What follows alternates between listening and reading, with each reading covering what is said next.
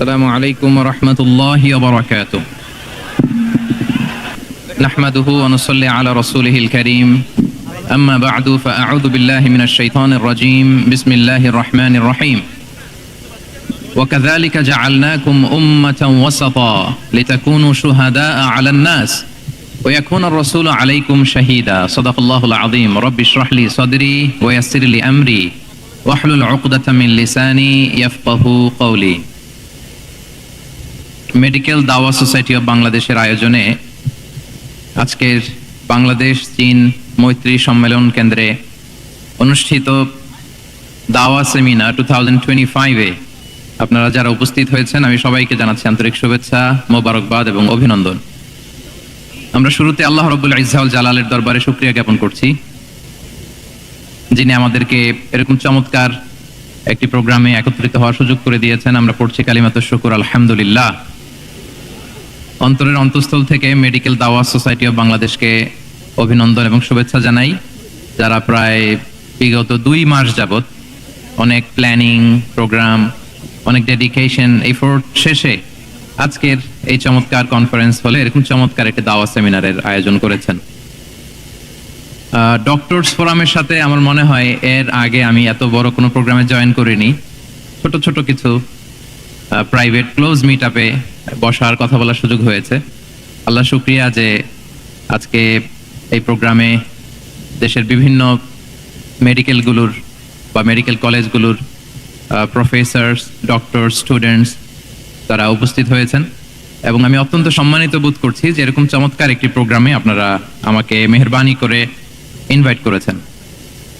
আমি সবাইকে অনুরোধ করব যে যেহেতু আমাদের প্রফেশনাল মিডিয়া কর্মী, সাংবাদিক বন্ধুরা আছেন, ওনারা রেকর্ড করবেন, আমরা 1 ঘন্টার জন্য কি মোবাইল ফ্রি একটা সময় কাটাতে পারি কিনা, যদি আপনারা অনুমতি দেন আর কি।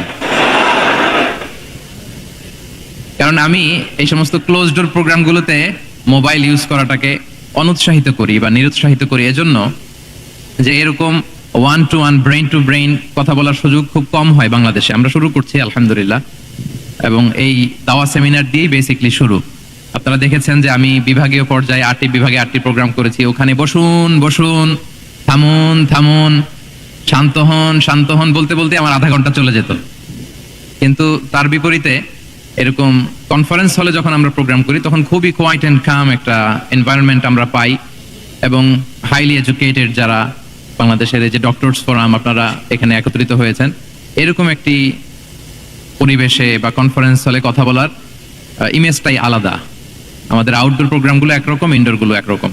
তো আমি বারবার বলবো যে মোবাইল বন্ধ করুন, পকেটে রাখুন। এটার চেয়ে আমার মনে হয় শুরুতেই আপনারা যদি মেহেরবানি করে পকেটে একটু রাখতেন আর কি 1 ঘন্টার জন্য, including distinguished guest and students, brothers and sisters, সবাইকে বলবো যে আসুন 1টি ঘন্টা আমরা প্রফেটিক দাওয়া মেথোডোলজি নিয়ে একটু ইন্টারেক্টিভ একটু কথা বলি। আমি যখন আপনাদের কাছে জানতে চাইবো তখন আপনারা যদি স্বতঃস্ফূর্ত উত্তর করেন তাহলে আমি বুঝবো যে আপনারা আমার আলোচনাটা ধরতে পেরেছেন এবং তারপর আমার কন্টিনিউ করতে সুবিধা হবে। আমি লাস্ট বারের মতো রিকোয়েস্ট করে আলোচনা শুরু করছি, আমরা কেউ যেন আজকে মোবাইল ব্যবহার না করি, কেউ না। তারপরেও অনেক ভাইরা খুব মনোযোগ দিয়ে মোবাইল দিয়ে ভিডিও করতেছে এই যে পাশে। আমি সবাইকে দায়িত্বশীল আচরণের কথা বলবো, আর হয়তো আমার বলা লাগবে না ইনশাআল্লাহ। এই তো মাশাআল্লাহ মাশাআল্লাহ, এই 1-to-1 এই যে কানেক্টিভিটি, এটা মোবাইল ধরলে হবে না। আপনি ধরে রাখবেন, ডানে বায়ে করবেন, লাইভ করতে চাবেন, এটাতে হবে না। মোবাইল মেহেরবানি করে, mobile should be in pocket ইনশাআল্লাহ। সম্মানিত সুধী, আপনারা একটা টপিকের কথা শুনেছেন, এই টপিকটা নিয়ে আমরা কিছু কথা বলবো। আসরের সালাত সম্ভবত 4:45-এ ওনারা পড়বেন, তো আমার মনে হয় 1 ঘন্টা বা 1 ঘন্টা 10 মিনিট এরকম একটা টাইম স্লটে আমরা আজকের আলোচনাটা কভার করবার চেষ্টা করবো ইনশাআল্লাহ বিইذنিল্লাহ। আপনারা একটা টপিক শুনেছেন, যে টপিকটা আজকে আমি কভার করবো সেটা হচ্ছে মেথোডোলজি অফ প্রফেটিক দাওয়া and its relevance to contemporary global society. রাসূল সাল্লাল্লাহু আলাইহি ওয়াসাল্লাম কিভাবে দাওয়া কার্যক্রম পরিচালনা করতেন, ওনার মেথোডোলজি কেমন ছিল এবং বর্তমান সময়ের সাথে এর প্রাসঙ্গিকতা কেমন, এই টপিকটা নিয়ে আমি কথা বলবো। তার আগে আমি শুরুতে দাওয়া ইস্যু যখনই আমার সামনে আসে তখন যেই কথাটা আমি বলি বা শেয়ার করি সেটা হচ্ছে মানহাজুল ওয়াসাতিয়্যা, মানে the balanced approach of Islam, ইসলামের যে ভারসাম্যপূর্ণ নেচার, এটা নিয়ে আমি কথা বলি। এবং আমার আলোচনার শুরুতেই আমি সূরাতুল বাকারার 143 নম্বর আয়াত তেলাওয়াত করেছি, যেখানে আল্লাহ তাআলা বলছেন, ওয়াকাযালিকা জাআলনাকুম উম্মাতান ওয়াসাতা লিতাকুনু শুহাদা আলান নাস। অনুরূপভাবে আমি তোমাদেরকে মধ্যমপন্থী জাতি বানিয়েছি বা মধ্যমপন্থী জাতি হিসেবে আবির্ভূত করেছি। উম্মাতান ওয়াসাতা মানে উম্মাতান আদলান ওয়া খিয়ারা, শ্রেষ্ঠ জাতি, ন্যায়পরায়ণ জাতি। এবং যারা শ্রেষ্ঠ, যারা ন্যায়পরায়ণ, তারাই মূলত মধ্যমপন্থী জাতি। তো আল্লাহ তাআলা আমাদেরকে মধ্যমপন্থী জাতি বলেছেন। এই যে মধ্যম পন্থা আল ওয়াসাতিয়া, এটা ইসলামের অনেকগুলো অনন্য বৈশিষ্ট্যের মধ্যে থেকে একটি বৈশিষ্ট্য। বাট মাঝে মাঝে আমরা এই পন্থাটার কথা ভুলে যাই। ভুলে কি করি, অনেক সময় অনেক প্রান্তিক লেভেল থেকে কাজ করে ফেলি, চিন্তা করে ফেলি, অনেক সময় খুব বাড়াবাড়ি করে ফেলি, অনেক সময় ছাড়াছাড়ি করে ফেলি। বরং আমাদের থাকতে হবে মাঝামাঝি। তাহলে the first and foremost reminder today in this conference হল, যে আমরা বাড়াবাড়িও করব না, ছাড়াছাড়িও করব না, আমরা মাঝামাঝি থাকবো। কোথায় থাকবো? জি, মাঝামাঝি, আল ওয়াসাতিয়া, এটা শ্রেষ্ঠ। এবং যেই মেথডোলজির কথা কুরআন আমাদেরকে জানিয়েছে, আমি যদি এটাকে ইংরেজি করি ওয়াসাতিয়া, তাহলে ইংরেজি দাঁড়াবে এরকম যে the balanced nature of Islam. ইসলামের যে ভারসাম্যপূর্ণ যে নেচার, এটার নাম হচ্ছে মূলত আল ওয়াসাতিয়া। আপনি যদি খেয়াল করে দেখেন যে কিভাবে আমরা অন্যান্য জাতিগোষ্ঠীর তুলনায় মধ্যমপন্থী জাতি, তাহলে দেখবেন যে আমরা যদি সাইয়েদনা ঈসা আলাইহিস সালামের ব্যাপারে কথা বলি, জেসাস ক্রাইস্টের ব্যাপারে, তাহলে দেখেন ওনার ব্যাপারে ইহুদি নাসারারা কেউ বাড়াবাড়ি করেছে, কেউ ছাড়াছাড়ি করেছে। আমরা একেবারে মিডল ওয়েতে আছি। যেমন ঈসা আলাইহিস সালামের ব্যাপারে খ্রিস্টানরা কি বলে জানেন? তারা বলে ঈসা আলাইহিস সালাম হচ্ছে আল্লাহর সন্তান। নাউযুবিল্লাহি মিন যালিক। Jesus Christ is the son of God, গডের সন্তান। তাহলে দেখেন কতটা বাড়াবাড়ি করলো। ঈসা আলাইহিস সালামকে উঠাতে উঠাতে খোদার আসনে নিয়ে বসালো। বাড়াবাড়ি হয়ে গেল না এটা? আচ্ছা, তাহলে একদল খুব বাড়াবাড়ি করলো। এবার যদি ইহুদিদের কথা চিন্তা করি, ইহুদিরা কি বলে? ইহুদিরা একেবারে উল্টো। তারা বলে ঈসা আলাইহিস সালাম হচ্ছে ইবনু জিনা, মানে জারদ সন্তান। নাউযুবিল্লাহ। দেখেন তাদের প্রত্যেকের আকীদা শোনা মাত্রই আপনাদেরকে বলা লাগতেছে না যে নাউযুবিল্লাহ বলেন, আপনারা স্বতঃস্ফূর্ত ভাবেই বলতেছেন নাউযুবিল্লাহ। তার মানে একদল বাড়াবাড়ি করলো, একদল ছাড়াছাড়ি। একদল বলল তিনি আল্লাহর সন্তান বলে একেবারে আল্লাহর উপরে উঠাই ফেলছে। আরেক দল নামাতে নামাতে একেবারে পদদলিত করলো, বলল তিনি হচ্ছেন বাস্টার্ড, মানে ইবনু জিনা, জারদ সন্তান। নাউযুবিল্লাহি মিন যালিক। একদল নিয়ে গেল একেবারে উপরে, আরেক দল একেবারে নিচে। কিন্তু আমরা কি বলি দেখেন, আমরা বলি ঈসা আলাইহিস সালাম উনি হচ্ছেন আব্দুল্লাহি ওয়া রাসূলুহু, তিনি হচ্ছেন আল্লাহ তাআলার দাস বা বান্দা এবং আল্লাহর সম্মানিত রাসূল। দেখুন কতটা ব্যালেন্স এই আকীদা। আমরা আব্দুল্লাহ বলার মধ্য দিয়ে বেসিক্যালি নাসারাদেরকে রিফিউট করি, তাদের প্রতিবাদ করি আমরা যে তোমরা যে বলেছো আল্লাহ সন্তান না, ওই দিকে উঠানো যাবে না, নিচে নামায় নিয়ে আসো, উনি আব্দুল্লাহ, আল্লাহর দাস। আর রাসূলুহু, সম্মানিত রাসূল বলে আমরা বেসিক্যালি ইহুদিদেরকে রিফিউট করি, তাদের প্রতিবাদ করি। আমরা বলি যে না, তোমরা যে বলেছো উনি জারদ সন্তান না, ওনার সম্মানকে পদদলিত করা যাবে না, উপরে উঠাইতে হবে, উঠায় রাসূল ও সম্মানিত রাসূল। তাহলে নাসারাদের আকীদা থেকে আমরা নিচে নেমে আসলাম, ইহুদিদের আকীদা থেকে আমরা উপরের দিকে গেলাম। ফলে এটা কি হলো? ব্যালেন্স হলো, ভারসাম্যপূর্ণ হলো, মধ্যম পন্থা হলো। তো আশা করি মধ্যম পন্থার উদাহরণটা বুঝতে পেরেছেন। আরেকটা ছোট্ট উদাহরণ দেই। আমাদের বোনদের যখন পিরিয়ড চলে তখন নাসারারা কি করে দেখেন, খ্রিস্টানরা তারা সবকিছু করে, কোনো বাছবিচার রাখে না, তখন এমনকি ফিজিক্যাল ইন্টিমেসিতেও যায়। যখন আমাদের বোনদের পিরিয়ড চলে তখন তারা ফিজিক্যাল ইন্টিমেসিতেও যায়, কোনো বাছবিচার নাই। এটা হচ্ছে নাসারাদের অবস্থান। আর ইহুদিদের কি অবস্থান? এরা এই 5 দিন 7 দিন আমাদের বোনদের যখন পিরিয়ড চলে তখন তারা তাদের স্ত্রীদেরকে ধরবে না, ছুবে না, স্পর্শ করবে না, একসাথে বসবেও না। তাদের ঘরে আলাদা একটা স্পেশাল রুম রাখে, ওই রুমের ভিতরে, ওই ঘরের ভিতরে তাদের 5 দিন 7 দিন ওখানে কাটাইতে হয়। তোমরা আবার সুস্থ হলে তারপরে আসবো। দেখেন একদল খুব বাড়াবাড়ি করলো, আরেক দল ছাড়াছাড়ি করলো। কিন্তু আমাদের ইসলামে আমরা ব্যালেন্স। যে বোনদের যখন পিরিয়ড চলে, হাজবেন্ড ওয়াইফ তখন স্বাভাবিক মেলামেশা, কথাবার্তা, ঘরের টুকিটাকি কাজ সবই করতে পারবে, ইল্লাল জিমা, যেটা আমরা ফিজিক্যাল ইন্টিমেসি বলি, ওইটা ছাড়া আমরা সবই করতে পারবো। তাহলে দেখেন এই দুইটা উদাহরণ আমি সামনে আনলাম এজন্য, এই যে মানহাজুল ওয়াসাতিয়াতি ওয়াল ইতিদাল, মধ্যম পন্থার কথা আমরা যেটা বলি, যেটাকে দিয়ে আল্লাহ তাআলা আমাদেরকে সম্মানিত করেছেন যে ওয়াকাযালিকা জাআলনাকুম উম্মাতান ওয়াসাতা, তোমাদেরকে আমি মধ্যমপন্থী জাতি বানিয়েছি। তোমাদের মধ্যে বাড়াবাড়িও থাকবে না, ছাড়াছাড়িও থাকবে না, বরং আমরা হব মধ্যমপন্থী। আমরা কি হব? কি হব? কিছুদিন আগে বোধহয় দেখলাম ওই যে ছাত্ররা যে দল করতেছে ওইটাও মধ্যমপন্থা নাম দিয়ে দিছে। আবার আজকের এই আলোচনা করে কোন বিপদে পড়ি, পরে বলবে যে তো বোধহয় ছাত্রদেরকে সাপোর্ট করতেছে ভেতরে ভেতরে। না, ওই ছাত্রদের মধ্যমপন্থার কথা বলতেছি না, ইসলাম যে মানহাজুল ওয়াসাতিয়ার কথা বলেছে সেটার কথা বললাম। তো প্রিয় ভাইরা, প্রথম কথা হচ্ছে আপনি যখন দাওয়া বলবেন তখন আমাকে মধ্যম পন্থা বলতেই হবে। আমরা যখন ইসলাম শিখবো শিখাবো, ইসলাম বুঝবো বুঝাবো, এই সব ক্ষেত্রে আমাদেরকে মধ্যম পন্থা অবলম্বন করতে হবে। আমাদের খেয়াল রাখতে হবে আমরা যেন এক্সট্রিম লাইনে না যাই, আবার খুব এক্সট্রা লিবারেল যেন না হয়ে যায়, আমরা যেন মধ্যমপন্থী একটা অবস্থানে থাকি। এবং দাওয়া দেওয়ার ক্ষেত্রে এটাই বলা হয়েছে, আল্লাহ তাআলা বলছেন উদউ ইলা সাবিলি রাব্বিকা বিল হিকমাতি ওয়াল মাউইদাতিল হাসানাতি ওয়াজাদিলহুম বিল্লাতি হিয়া আহসান। নবী আপনি লোকদেরকে আল্লাহর পথে ডাকুন বিল হিকমা, প্রজ্ঞার সাথে, সুন্দর সুন্দর উপদেশ সহকারে, এবং কখনো তর্ক বিতর্কে জড়ানো লাগলে সেটা উত্তম ভাবে আপনাকে জড়াতে হবে। তার মানে এই যে ইসলাম বোঝার ক্ষেত্রে, প্রচারের ক্ষেত্রে মধ্যম পন্থার নীতি যেটা, প্রজ্ঞা বা সুন্দর উপদেশমালা দিয়ে দাওয়াত দেওয়া, এটাও মূলত মধ্যম পন্থারই বহিঃপ্রকাশ। আমরা যখন কোনো দাওয়া কাজ করব অলওয়েজ মাথায় রাখতে হবে যে আমি বাড়াবাড়ি যেন না করি, আমি আবার ছাড়াছাড়িও যেন না করি, আমি যেন মাঝামাঝি থাকি। তো এই যে দাওয়া আমরা দিচ্ছি, দাওয়াটা কি? বেসিক্যালি এটা হচ্ছে একটা কমিউনিকেশন, রাইট? এই যে আমি কথা বলতেছি, আপনারা শুনতেছেন, ইমাম সাহেব খুতবা দিচ্ছেন, আমরা সেটা শুনি, স্ট্রিট দাওয়া হয়, বিভিন্ন রকম দাওয়া এখন হচ্ছে, এগুলো basically communication, and this communication should be full of wisdom and beautiful advice. এটাই মূলত আল ওয়াসাতিয়া, মানহাজুল ওয়াসাতিয়া, মধ্যম পন্থা। আমি যে বিশ্ববিদ্যালয় থেকে ব্যাচেলর করেছি, ওই বিশ্ববিদ্যালয়ের একটা স্লোগান আছে, মানহাজুল ওয়াসাতিয়াতি ওয়াল ইআতিদাল। ওনারা মধ্যম পন্থার কথা বলে। তো আমি যেহেতু এই বিশ্ববিদ্যালয় আল আজহারের গ্রাজুয়েট, আমি যেখানেই যাই একটু করে আমি এই আল ওয়াসাতিয়ার কথাটা বলি, প্রিয় ভাইরা। তো দাওয়া যেহেতু কমিউনিকেশন, আমরা ওরাল দাওয়া দিয়ে থাকি, কিন্তু বেসিকলি ওরাল দাওয়ার চেয়ে যেটা প্র্যাকটিক্যাল দাওয়া, থিওরিটিক্যাল দাওয়ার চেয়ে প্র্যাকটিক্যাল দাওয়াটা এটা বেশি ইফেক্টিভ, বেশি প্রোডাক্টিভ। আমরা যখন তাফসির মাহফিল করি, আমরা খুতবা দেই, আলোচনা করি, এটা থেকে তো মানুষ শিখে, কিন্তু আমি যদি আমার আচরণ দিয়ে কোনো একটা মেসেজ দিতে পারি, ওইটা মানুষের হৃদয়ে বেশি দাগ কাটে, বেশি মনে থাকে, খুব বেশি মনে থাকে। এটার সুযোগ আপনাদের বেশি। যেমন আমি যদি একটা কোরআনের আয়াতের কথা বলি, এটার খুব একটা মূল্যায়ন নাই, কারণ উনি হুজুর মানুষ, উনি তো কোরআনই বলবে। কিন্তু একজন ডক্টর যখন কোরআনের আয়াত বলে, তখন বলে দেখছো মাশাআল্লাহ, একজন ডক্টর, সে চিকিৎসা বিজ্ঞানে এত বড় এক্সপার্টিজের পর আবার কোরআনও জানে। ওই কথা কিন্তু আমিও বলছি, আমার দাম নাই, কিন্তু আপনাদেরকে কত সম্মানের চোখে দেখা হচ্ছে। আবার দেখেন, 5 ওয়াক্ত সালাত আদায় করা জামাতের সাথে, ফরজ সালাতগুলো, এটা তো মানে করতেই হবে, কম্পালসারি। এটা করে তো খুব বেশি ক্রেডিট নেওয়ার কিছু নাই, তো আমরা সবাই পড়ি। কিন্তু একজন ডাক্তার যখন নামাজ পড়ে, খেয়াল করে দেখবেন, একজন ডক্টর যখন চেম্বারে রোগীদেরকে রেখে বলে যে, ওখানে যদি লেখা থাকে যে সালাতের সময় বিরতি থাকবে, বা বলা হয় যে এই ডাক্তার কিন্তু রোগী বসিয়ে রেখে নামাজটা পড়ে এসে আবার রোগী দেখা শুরু করে, এটা সবাই খুব পজিটিভলি নেয়, যে দেখো এত ব্যস্ততার পরেও চাইলে এই সময় রোগী দেখতে পারতো, কিন্তু উনি নামাজ পড়ে। দেখেন, একই কোরআনের কথা আমিও বললাম, আপনিও বললেন, আপনার মর্যাদা কত বেশি। আমিও জামাতে নামাজ পড়ি, ইমামতি করাই, আর আপনি যে একটু তাড়াতাড়ি করে নামাজটা পড়ে চলে আসেন, এটাতে আপনার এপ্রিসিয়েশন কত বেশি।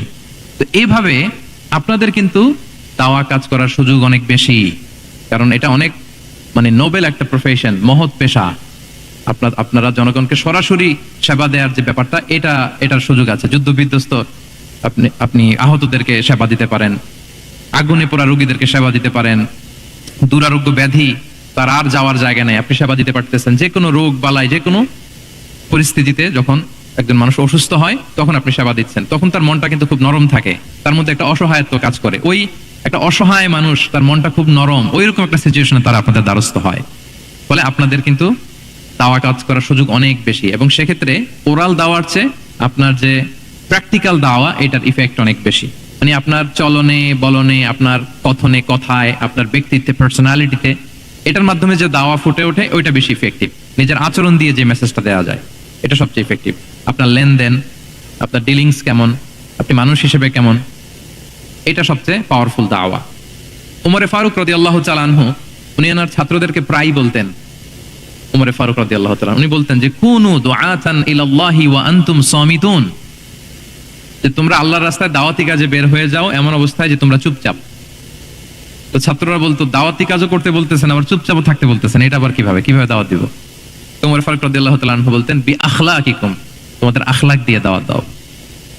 আখলাক দিয়ে দাওয়াত দেওয়া যায় না? বলেন তো, আখলাক দিয়ে দাওয়াত দেওয়া যায় কি যায় না? যায়। এই আখলাক দিয়ে যে দাওয়াত, এটা অনেক পাওয়ারফুল। 10টা তাফসীর মাহফিল করে আমি এটা করতে পারবো না। আপনি আপনার আখলাক দিয়ে, আপনার ব্যক্তিত্ব দিয়ে, আপনার লেনদেন, হ্যাঁ, এগুলো দিয়ে আপনি যে দাওয়াটা দিতে পারবেন, অন্য অনেক কিছু দিয়ে সেটা হবে না। এজন্য উমর ফারুক বলতেন, কুনু দুআতান ইলাল্লাহি ওয়া আনতুম সামিতুন, আল্লাহর রাস্তায় দায়ী হয়ে বের হও, কিন্তু চুপচাপ। কিভাবে? বলে বি আখলাকিকুম, তোমাদের আখলাক দিয়ে। এটা বেশি পাওয়ারফুল। এবং রাসূল সাল্লাল্লাহু আলাইহি ওয়াসাল্লামের ব্যাপারে যখন জিজ্ঞেস করা হতো আম্মা জান আয়েশা রাদিয়াল্লাহু তাআলা আনহাকে, যে রাসূল সাল্লাল্লাহু আলাইহি ওয়াসাল্লামের আচরণ কেমন ছিল, তখন আম্মা জান আয়েশা বলতেন যে কানা খুলুকুহু আল কোরআন, কোরআনই ছিল রাসূল সাল্লাল্লাহু আলাইহি ওয়াসাল্লামের চরিত্র। পুরো কোরআনে 30 পারায় থিওরিটিক্যালি যা বলা আছে রাসূল সাল্লাল্লাহু আলাইহি ওয়াসাল্লামের জীবনীতে, প্র্যাকটিক্যালি সেটা দেখানো আছে। Mobile should be in pocket. ভাইজান খুব দায়িত্বশীলতার সাথে একেবারে সামনে থেকে রেকর্ডিং করতেছেন, মাশাআল্লাহ।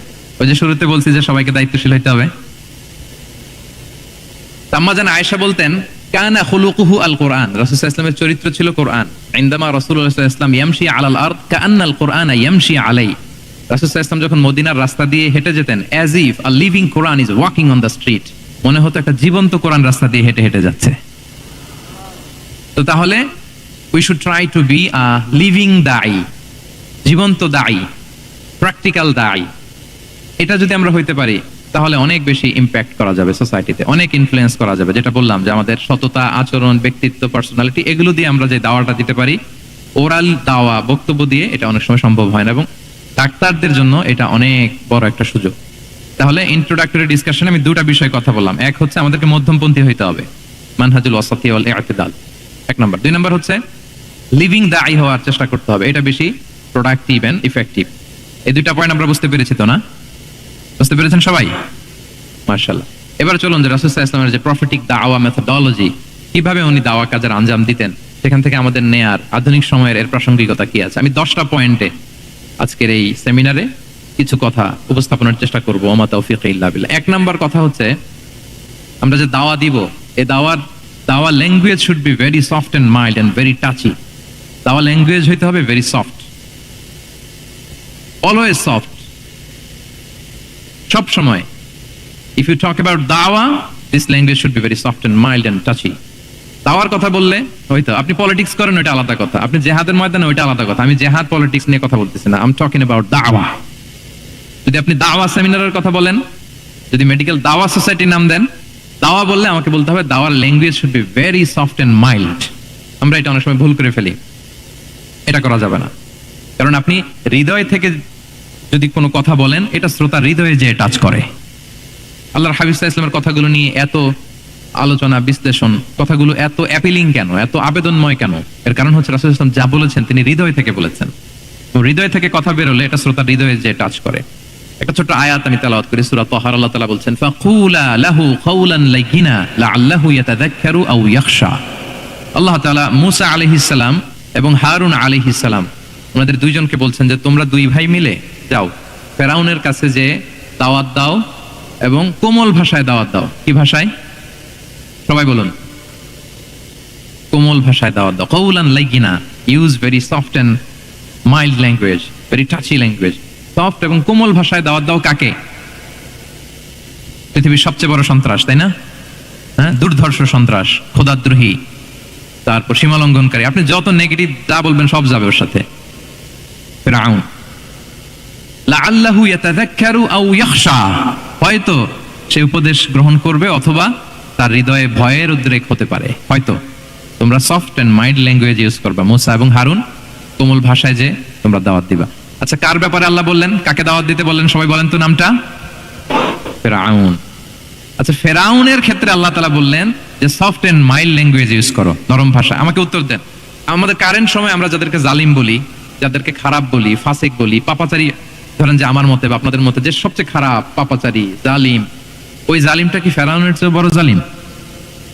আমাদের চোখে যে জাহান্নামী, যে নিকৃষ্ট, খারাপ, পাপী যাকে আমি মনে করি, যদিও এরকম মনে করার সুযোগ আমাদের নাই, কে জান্নাতি কে জাহান্নামী এটা ডিসাইড করবে কে? আল্লাহ তাআলা। কিন্তু আমাদের চোখে যে পাপী, যে ভুল করেছে, যে জালিম, ওই জালিমগুলো, খারাপ লোকগুলো কি ফেরাউনের চেয়ে বেশি খারাপ ছিল? ওই ফেরাউনের ক্ষেত্রে আল্লাহ বলেছেন ফাকুল লাহু কাওলান লাইয়িনা, সফট ল্যাঙ্গুয়েজ ইউজ করো মূসা এবং হারুন, কোমল ভাষা ব্যবহার করো। হয়তো তার ভুল ভেঙে যাবে, হয়তো সে উপদেশ গ্রহণ করবে। তো তাহলে দেখেন কত বড় ভুল আমরা করি। আমরা মাঝে মাঝে এমন অ্যাটাকিং মুডে কথা বলি, এমন আগ্রাসী হয়ে কথা বলি, ওর মানার সুযোগ থাকলেও ও মানবে না। কি বলেন? যাও, মানার একটু ইচ্ছা ছিল, আমার এই অ্যাটিটিউডের কারণে সে আর এটা শুনবে না। এটাই মানুষের স্বভাব। আপনি আগ্রাসী হয়ে, অ্যাটাকিং হয়ে কথা বলে মানুষ এটা শোনে না। তাহলে দাওয়ার প্রফিটিক 1 নম্বর মেথোডোলজি হচ্ছে দাওয়ার ল্যাঙ্গুয়েজ হইতে হবে very soft and very mild. আল্লাহ তাআলা সূরাতু আলী ইমরানে বলছেন, ফাবিমা রাহমাতিন মিনাল্লাহি লিনতা লাহুম ওয়ালাউ কুনতা ফাদদান গালিযাল কলবি লানফাদ্দু মিন হাওলিক। নবী হে, আল্লাহর অনুগ্রহে আল্লাহর রহমতে আপনি কোমল ভাষী হয়েছেন। আপনি কোমল ভাষী না হয়ে যদি রূঢ় ভাষী হতেন তাহলে মানুষজন আপনার কাছ থেকে ভেগে ভেগে পালাতো। কিন্তু আমরা দেখতাম যে সাহাবারা রাসূল সাল্লাল্লাহু আলাইহি ওয়াসাল্লামের কাছে শুধু জড়ো হইতে চেত, দেখা করতে চেত, রাসূলকে ঘিরে রাখতো, এত পছন্দ করতো রাসূল সাল্লাল্লাহু আলাইহি ওয়াসাল্লামের কোমল আচরণের কারণে। ইভেন ফ্যামিলিতে কোনো সমস্যা হলে, অনেক সাহাবারা বলতেন ফ্যামিলির সাথে সমস্যা হলেও তারা রাসূলের কাছে চলে আসতো। এমনকি কারো পেটে ক্ষুধা লাগলেও তারা রাসূলের দরবারে চলে আসতো। তারা বলতো রাসূল সাল্লাল্লাহু আলাইহি ওয়াসাল্লামের চেহারার দিকে তাকালেই আমাদের ক্ষুধা মিটে যেত। কি কোমল ভাষী ছিলেন, কত সুন্দর সফট ল্যাঙ্গুয়েজ রাসূল সাল্লাল্লাহু আলাইহি ওয়াসাল্লাম ইউজ করেছেন। হ্যাঁ, রাসূল সাল্লাল্লাহু আলাইহি ওয়াসাল্লাম কখনো যে কঠোর ভাষায় কথা বলতেন না তা না, মাঝে মাঝে বলতেন, কিন্তু বেশিরভাগ ওনার দাওয়া ছিল সফট এন্ড মাইল্ড। মাঝে মাঝে প্রেক্ষাপটের আলোকে রাসূল সাল্লাল্লাহু আলাইহি ওয়াসাল্লাম অনেক সময় তেজস্বী জ্বালাময়ী ভাষণ দিতেন, মনে হতো কান্নাহু তিনি কি করছেন, ব্যাটালিয়নকে কমান্ড করছেন। এটা মাঝে মাঝে চেহারা লাল হয়ে যেত, গড়গড় করতেন যুদ্ধের আগে। কিন্তু রেগুলার বেসিসে রাসূল সাল্লাল্লাহু আলাইহি ওয়াসাল্লাম খুব কোমল ভাষায় কথা বলতেন। তাহলে এক নম্বরে যেটা জানলাম, যদি আপনি দাওয়া মেন্টালিটি, দাওয়া মোডে থাকতে চান, আপনার ভাষা হতে হবে শক্ত না নরম, সফট হইতে হবে, কোমল। কারোর প্রতি আগ্রাসী হয়ে যেন আমরা কথা না বলি, অ্যাটাকিং মোডে যেন না বলি, বললেও শুনবে না, এটাই মানুষের নেচার। সফট ল্যাঙ্গুয়েজে বলতে হয়। ফেরাউনকে যদি বলা হয় ওর সাথে ভালোভাবে বলো, তো আমাদের আশেপাশে যারা আছে এরা তো মানে আরো এদেরকে সম্মান দিয়ে নরম করে বলা উচিত, কি বলেন? জি, এক নম্বর গেল। দুই নম্বর হচ্ছে দাওয়াকে ফলপ্রসূ করতে হলে রাসূল সাল্লাল্লাহু আলাইহি ওয়াসাল্লাম যেটা করতেন, শ্রোতাদের অনেক সময় মনোযোগ আকর্ষণের জন্য উনি অনেক ধরনের টুলস, অনেক ধরনের জিনিস তিনি ব্যবহার করতেন। যেমন একটা পদ্ধতি রাসূল সাল্লাল্লাহু আলাইহি ওয়াসাল্লামের ছিল, রাসূল সাল্লাল্লাহু আলাইহি ওয়াসাল্লাম মানুষের আকর্ষণ বৃদ্ধির জন্য মাঝে মাঝে প্রশ্ন ছুড়ে দিতেন অডিয়েন্সকে, drawing attention of the listener by throwing questions. Question throw করার মাধ্যমে অ্যাটেনশন থ্রো করতেন। হাদিসে এরকম অনেক উদাহরণ পাওয়া যায়। একটা ছোট্ট হাদিস শেয়ার করি, সহিহ মুসলিমে এসেছে। রাসূল সাল্লাল্লাহু আলাইহি ওয়াসাল্লাম একবার সাহাবাদেরকে বললেন, ইন্না মিনা শাজারি শাজারাতান লা ইয়াসকুতু ওয়ারাকুহা মাসালুহা মাসালুল মুসলিম। রাসূল সাল্লাল্লাহু আলাইহি ওয়াসাল্লাম জিজ্ঞেস করলেন, তোমরা কি কেউ বলতে পারবা বৃক্ষরাজির মধ্যে একটা বৃক্ষ আছে, মানে গাছের মধ্যে একটা গাছ আছে যেই গাছের কখনো পাতা ঝরে না, ওই গাছের পাতা কখনো ঝরে না। এর দৃষ্টান্ত হচ্ছে মুসলিমের দৃষ্টান্তের মতো। বলতো ফাহাদ্দিসুনি মা হিয়া, বলতো ওই গাছটা কি, কে বলতে পারো? আপনারা তো সব একেবারে পেরে গেছেন। তো সাহাবারা ওই দিন কেউ বলতে পারেন নাই, কারণ কি জানেন? একে তো আমরা জানি হাদিস স্টাডি করার কারণে, হাদিস স্টাডি না করলে তো আমরা বলতে পারতাম না, আমাদের দেশে তো খেজুর গাছ তো হয়ও না। তো ওনারা কেউ বলতে পারে না, এর কারণ হচ্ছে তারা ভাবছিল প্রশ্ন যেহেতু করছে এটা যেন তেন প্রশ্ন, এটা কঠিন কোন গাছের একটা নাম বলতে হবে। তো বাড়ির পাশে যে খেজুর গাছ, মদিনার অলিতে গলিতে যে খেজুর গাছ ভর্তি, এই দিকে আর ওনাদের অ্যাটেনশন যায় না। ওনারা চলে গেছে মরুভূমিতে, ইয়ামানে, তারপর একেবারে ডেজার্টের মাঝখানে কি কি ক্যাকটাস, গুলমলতা, কি কি গাছ আছে ওগুলো আওড়াচ্ছে মনে মনে। ভাবতেছে যে খেজুর গাছের কথা তো রাসূল সাল্লাল্লাহু আলাইহি ওয়াসাল্লাম আমাদের জিজ্ঞেস করার কথা না, এ তো আমাদের গাছ, বাড়ির পাশের গাছ। তো কেউই আর বলতে পারে নাই। এরপর রাসূল সাল্লাল্লাহু আলাইহি ওয়াসাল্লাম যখন দেখলেন সবাই অপারগ, রাসূল সাল্লাল্লাহু আলাইহি ওয়াসাল্লাম বললেন, ইন্নাহা আন-নাখলা, এটা হচ্ছে খেজুর গাছ, ডেট প্লান্ট। তো আব্দুল্লাহ ইবনে উমর রাদিয়াল্লাহু তাআলা আনহু বাড়িতে যাওয়ার পরে ওমরে ফারুককে তার বাবাকে বললেন যে, বাবা, আজকে যে রাসূল সাল্লাল্লাহু আলাইহি ওয়াসাল্লাম প্রশ্ন ছুড়ে দিলেন, আপনারা যে কেউ পারলেন না, উত্তরটা কিন্তু আমি পারতাম। তো ওমরে ফারুক বললেন, বলো কি, তুমি পারতা? তো বললা না কেন? তুমি আজকে উত্তর দিতে পারলে তো রাসূলের সামনে আমার বুকটা এত বড় হয়ে যেত। মানে লাল উট পেলে আরবরা যেই খুশি, আমি এর চেয়ে বেশি খুশি হতাম। তখন উনি বললেন যে, আপনি পারতেছেন না, অন্যান্য বয়স্ক সাহাবারা পারতেছে না, মুরব্বীরা কেউ যেহেতু বলে নাই, আমি বিনয়ের খাতিরে উত্তরটা দেই নাই, কিন্তু আমি জানতাম যে এটা খেজুর গাছ। তাহলে দেখেন রাসূল সাল্লাল্লাহু আলাইহি ওয়াসাল্লাম অ্যাটেনশনটাকে ড্র করার জন্য প্রশ্ন ছুড়ে দিতেন। তো এই প্রশ্ন ছুড়ে দিয়ে কিন্তু আমরা মানুষের দৃষ্টি আকর্ষণ করতে হবে। আপনারা তো মানে প্রশ্ন ছড়াই তো আপনাদের কাজ, যে কি অবস্থা, শরীরটা কেমন, পেট ঠিক আছে কিনা, ঘুম হয় কিনা, কমন প্রশ্ন না আপনাদের? আপনাদের কাছে গেলেই তো প্রথমে জিজ্ঞেস করে যে হজম হয় কিনা, তারপর ঘুম আসে কিনা, এই হয় কিনা, অনেক প্রশ্ন আপনারা করেন। তো এইভাবে আপনি যদি আস্তে আস্তে প্রশ্নের ছলে যদি তাকে আপনি দাওয়া দিতে চান, আপনি কিন্তু দিতে পারেন। এটা রাসূল সাল্লাল্লাহু আলাইহি ওয়াসাল্লামের একটা দাওয়া মেথোডোলজি ছিল। দুইটা বলে ফেললাম, একটা হচ্ছে দাওয়ার ল্যাঙ্গুয়েজ হতে হবে অনেক শক্ত, নাকি হ্যাঁ নরম, সফট এন্ড মাইল্ড। দুই নাম্বার হচ্ছে প্রশ্ন ছুড়ে দিয়ে শ্রোতাকে আকর্ষণ করা, মনোযোগ আকর্ষণ করা। তিন নাম্বার ভিজুয়াল এক্সপ্লেনেশন, রাসূল সাল্লাল্লাহু আলাইহি ওয়াসাল্লাম এটা করতেন যাতে করে আরো সহজে বোঝানোর জন্য। এটা নিশ্চয়ই আপনারা করেন। রাসূল সাল্লাল্লাহু আলাইহি ওয়াসাল্লামের দাওয়া জিন্দেগিতে দেখা যায় প্রায় সময় কিছু উনি ভিজুয়াল এক্সপ্লেনেশন নিয়ে এসেছেন সাহাবাদের সামনে, যাতে করে সাহাবারা to get a better idea of the issue, আরো ইজিলি বুঝতে পারেন। যেমন একবার রাসূল সাল্লাল্লাহু আলাইহি ওয়াসাল্লাম অনাথ ইয়েতিমদেরকে যারা দেখভাল করে তাদের কি মর্যাদা, এটা বোঝাতে যে রাসূল সাল্লাল্লাহু আলাইহি ওয়াসাল্লাম দুই আঙ্গুল উঁচু করে একবার বললেন যে, আনা ওয়া কাফিলুল ইয়াতীমি ফিল জান্নাতি কাহাতাইন। তোমার আঙ্গুল দুটো দেখতে পাচ্ছেন আপনারা সবাই?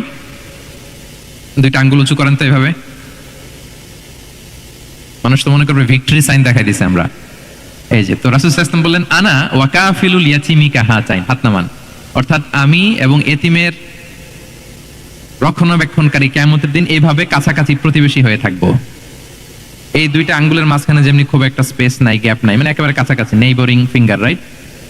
আমি এবং এতিমের রক্ষণাবেক্ষণকারী এইভাবে নেইবর হয়ে থাকবে। এই যে ভিজুয়াল এক্সপ্লেনেশন দেখছেন, এই যে দাওয়ার মধ্যে মাঝে মাঝে এরকম ভিজুয়াল এক্সপ্লেনেশন করতে হবে যাতে করে শ্রোতারা বুঝে। রাসূল সাল্লাল্লাহু আলাইহি ওয়াসাল্লাম এটা করেছেন।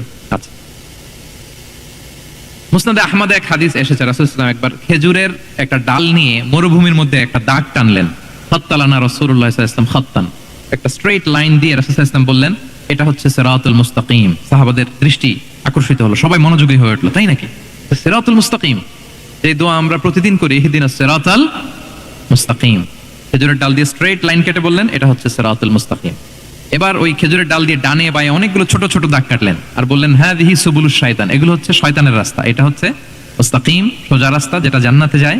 আর ডানে বায়ে অনেকগুলো দাগ কাটলেন, ডেকে বললেন এই প্রতিটি রাস্তায় একটা করে শয়তান বসে থাকে আর সে তোমাদেরকে টেম্পটেশন দিতে থাকে, প্রভোকেশন করতে থাকে, ধোঁকা দিতে থাকে, ওয়াসওয়াসা দিতে থাকে। ডানে বায়ে না তাকিয়ে এই সিরাতুল মুস্তাকিমের পথেই অবিচল থাকতে হবে ইনশাআল্লাহ বলেন।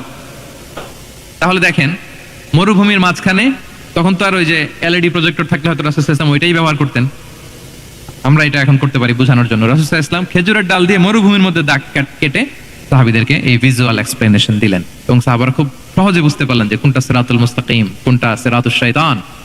এইভাবে রাসূল সাল্লাল্লাহু আলাইহি ওয়াসাল্লাম ভিজুয়াল এক্সপ্লেনেশন ইউজ করতেন। আমরা বিশ্বাসীরা যে ভাই ভাই, মুমিনরা যে ভাই ভাই, আমাদের সম্পর্ক যে কত সুদৃঢ় মজবুত, এটা বোঝাতে যে একবার রাসূল সাল্লাল্লাহু আলাইহি ওয়াসাল্লাম বললেন আল মুমিনু লিল মুমিনি কাল বুনিয়ান, বিশ্বাসীরা তাদের সম্পর্ক হচ্ছে কাল বুনিয়ান, একটা সুদৃঢ় প্রাচীরের মতো, সীসার ঢালা প্রাচীরের মতো। ইয়াশুদ্দু বা'দুহু বা'দা, যেটার এক পাশ আরেক পাশকে মজবুত করে, strengthening one part the others, এক পার্ট আরেক পার্টকে মজবুত করে। যেমন বিল্ডিং এদিকে ভেঙে ফেললে এটা নড়বড়ে হয়ে যাবে, তিনি বুঝালেন যে সুদৃঢ় প্রাচীরের মতো হচ্ছে বিশ্বাসীদের সম্পর্ক। এটা বলে ওয়াশাব্বাকা বাইনা আসাবিহি, মানে ডান হাতের আঙ্গুলগুলো বাঁ হাতের ভেতরে ভেবে ঢুকিয়ে দিলেন, বললেন যে এরকম মজবুত। সুবহানাল্লাহ, এই যে এই হাতের আঙ্গুলগুলো এই হাতে ঢুকিয়ে এরকম চাপ দিলে খুব শক্ত হয় না, মজবুত হয় না? রাসূল সাল্লাল্লাহু আলাইহি ওয়াসাল্লাম বললেন আমাদের বন্ধন হচ্ছে এরকম সুদৃঢ় মজবুত, সুদৃঢ় সীসা ঢালা প্রাচীরের মতো। আল্লাহু আকবার। তাহলে এই যে ভিজুয়াল এক্সপ্লেনেশন রাসূল সাল্লাল্লাহু আলাইহি ওয়াসাল্লাম বোঝানোর জন্য, এই যে এরকম দাগ কাটা, কখনো এইভাবে, হাদিসে এরকম অনেক পাওয়া যায়। আমি অল্প কয়েকটা, সময়ের টাইম কনস্ট্রেন্টের কারণে অল্প কয়েকটা নিয়ে আসলাম। তাহলে এটা রাসূল সাল্লাল্লাহু আলাইহি ওয়াসাল্লামের একটা দাওয়া মেথোডোলজি ছিল, বোঝানোর জন্য কত ইজিয়েস্ট ওয়েতে তিনি অডিয়েন্সের কাছে পৌঁছাতে পারেন, তিনি প্রয়োজনে ভিজুয়াল এক্সপ্লেনেশনের সহায়তা নিতেন। কয়টা গেল মেথোডোলজি? 3টা। আচ্ছা, 4 নাম্বার হচ্ছে গ্রাজুয়ালিটি, ধীরে ধীরে ধাপে ধাপে দাওয়া পরিচালনা করা, দাওয়া কাজ করা। এটা তো অনেক সময় আমরা ভুল করে ফেলি, আমরা অনেক সময় একটু রাশিং মেন্টালিটিতে থাকে, তাড়াহুড়ো। একজন ভাই নতুন দিনে ফিরছে, আগে হয়তো সংশয়বাদী ছিল, নাস্তিক ছিল, প্র্যাকটিস করতো না, এখন সে প্র্যাকটিসের ইচ্ছা করছে। এই সুযোগ পেয়ে আমি তারে বলা শুরু করলাম নামাজ পড়তে হবে, রোজা রাখতে হবে, যাকাত দিতে হবে, তোমার ওয়াইফের পর্দা করাইতে হবে, হালাল হারাম ও কয়েক সারছে, আমার সম্ভব না। ও বলবে ভাই আগে যা ছিলাম ওইটাই ভালো ছিল, এতগুলো তো আমি মানতে পারবো না। এই যে আপনি তাকে দিন থেকে ভাগালেন, আপনার দাওয়া মেথোডোলজি জানা না থাকার কারণে আপনি তাকে ভাগালেন। একসাথে আপনি এত কথা বলবেন না। নতুন যখন কেউ দিনে ফিরে তাকে আপনি একসাথে এত কথা বলবেন না। নতুন যখন কোনো বোন ইসলামে আসতে চায় তাকে আপনি কঠিন করে বলবেন না। উপরে আমাদের বোনরা আছে, তাদেরকেও আমি বলবো সহজ করে বলেন। প্রথমে নামাজের কথা বলেন, নামাজ আস্তে আস্তে পড়ুক যতটুকু পারুক। প্রথমে হয়তো 5 ওয়াক্ত পারবে না, 1 ওয়াক্ত 2 ওয়াক্ত দিয়ে শুরু করবে, এরপর আস্তে আস্তে 5 ওয়াক্ত যাবে। এরপর তাকে একটু শালীন পোশাকের কথা বলেন, যে তুমি একটু শালীন পোশাক পরো, সেফটি সিকিউরিটির জন্য ভালো।